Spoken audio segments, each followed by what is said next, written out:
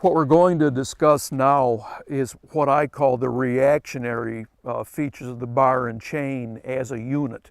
What we need to look at is the rotation of the chainsaw when I get on the accelerator. The natural rotation is going to be, you'll run this way down the length of the bar. If I should cut using the top of the bar, cutting up, the natural motion that this chainsaw wants to do in my hand is to actually push me back out of the wood. So that's just a natural motion. So what we need to do is we actually need to brace.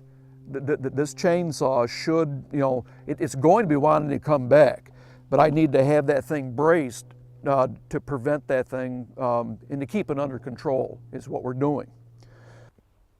Now, very important part that I'm going to talk about next is what we call the kickback section of the bar.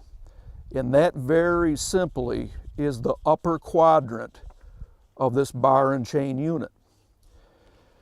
And what happens with the rotation of this saw chain going around this bar this way, let's watch this cutter right here.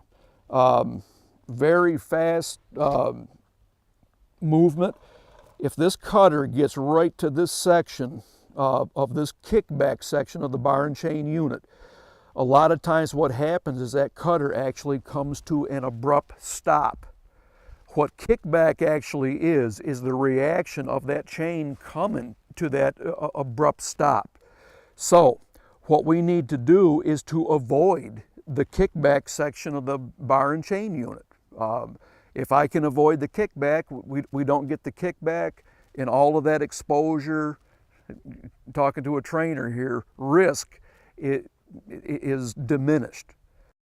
We never ever run the chainsaw with your left thumb on top of the top handle. So in a very severe kickback action, if that hand gets blown right off of that top handle, we're looking at something back up in the usually center of the face, drifting off to the right side, face, head and neck injuries. So what we're doing is making certain that that thumb is wrapped around that handle. Should there be a kickback, what's going to happen is it's going to make the brake function, the way that it was designed to function. Thumb wrapped, kickback occurs, bam, the brake is on. And when that happens, it's locked that chain down, and hopefully we get somebody going home from work the way that they went in the morning.